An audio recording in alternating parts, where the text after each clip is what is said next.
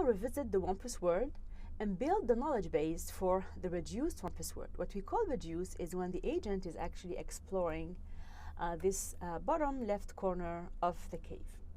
So the agent starts at position 1, 1, which is the column 1, row 1. And we know that this square or this room is safe. We're going to use propositional logic symbols such as Pij to represent the presence of a Pete in the room Ij. So we're going to write Pij would be true if there is a Pete in Ij. Likewise, we're going to express that there is a breeze in some room or some square using the symbol B underscore Ij, I being the column and J being the row. So Bij would be true if there is a breeze in the square Ij. Okay, so the agent starts at the room 1, 1, and we know that this room is okay, right? There is no breeze, there is no Pete, there is no Wampus, and there is no stench. So we're going to express that there is no Pete in 1, 1 using the propositional symbol P11 negated. So it's going to be negation of P11. We also know from the background knowledge that a square is breezy if and only if there is an adjacent Pete. In other words, we're going to express that in this bottom left corner. We will have a breeze in 1, 1 if and only if, expressed by the conditional here, there is either a Pete in 1, 2 or a Pete in 2, 1. So I'm going to write B11 if and only if P12 or P21. Likewise, there will be a breeze in 2, 1 if and only if there is either a Pete here, here, or here. So I'm going to write that as P21 if and only if P11 or P22 or P31. All right? So the agent is exploring this area. After the agent moves from room 1, 1 to room 2, 1, we know that it perceives a breeze in the room 2, 1, right? So I'm going to write that as B21.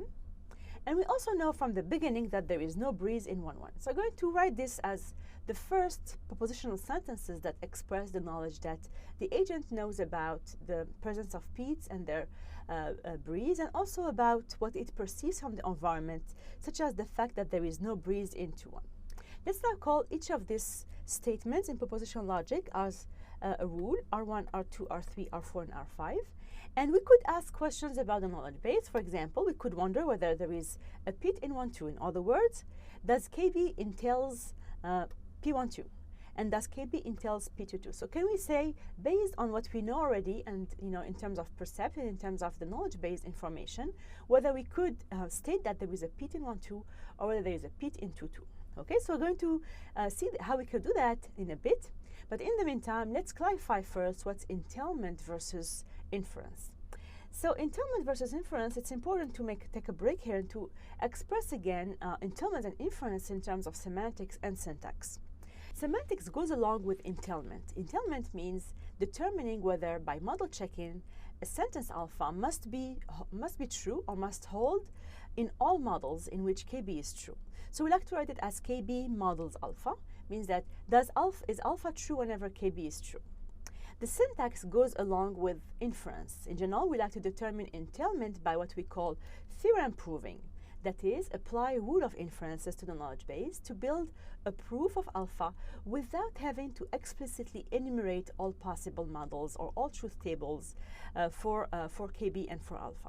So we like to write this as either KB implies alpha or KB infers alpha. All right? So it's important to distinguish between these two aspects of logic, the semantic, the syntax, in which when the semantics we talk about truth tables, models, and in syntax we talk about inference rules, etc. So, but how does entailment and inference are related to each other? This is an important question to understand how these two aspects can be put forward to build an intelligent agent. So we want to build an inference algorithm that is actually sound and complete. So soundness refers to what? It refers to the fact that we don't want to infer false formulas. That's pretty much it. That is, we want to use some inference algorithm that can only derive entailed sentences. So we can write this as follows. Using set builders, we need to find actually a sound inference algorithm such that all the inferred sentences using syntax must be a subset of the entailed sentences alpha using the knowledge base. All right, so inference must be actually, the inferred formula must be actually a subset of the entailed formulas. In other words, we want all provable formulas or propositions to be actually true. Completeness refers to deriving all entailed sentences. In other words, we really don't want to miss any true proposition that could be derived from the knowledge base. We write this using, again, set builders as follows. We want to have that actually now the true formulas must be actually derived from KB. In other words, the entailed sentences alpha from KB must be a subset of the inferred formula, right? So in other words, all true propositions must be provable using the inference algorithm. So this is a powerful way to see the connection between inference and entailment and do this bridge between the syntax and the semantics. Just also for the sake of completing our terminology, let's talk about validity and satisfiability. A sentence is called valid. So remember what we discussed in the previous slides, the notion of tautology. If it is true in all models. Example, true. P, or actually not P here. P implies P. P and P implies Q implies Q. So if you do the truth table of this different proposition, you will see that actually this truth table would lead to a true everywhere. No matter what the value of P is, the value of Q is, it will always be true. For true, it's a constant, so it is a tautology as well. Validity is actually connected to inference via what we call the deduction theorem, in which we say that KB entails alpha if and only if KB implies alpha is a valid proposition. A sentence is satisfiable if it is true in some model, for example, P or Q. For P or Q is some sort of contingency, and it could be satisfiable in some model. R also by itself, or a simple proposition, could be also satisfiable. A sentence is unsatisfiable if it is false, actually, no matter what the propositions are. In other words, it is true in no models. If you build the model with the truth table, you won't find this true anywhere. For example, P and not P, knowing that the connective conjunction is actually would be always putting these two propositions together would be always false. This sentences will be unsatisfiable no matter what P is. Finally, satisfiability is connected to inference via the following. So we say that KB entails alpha if and only if.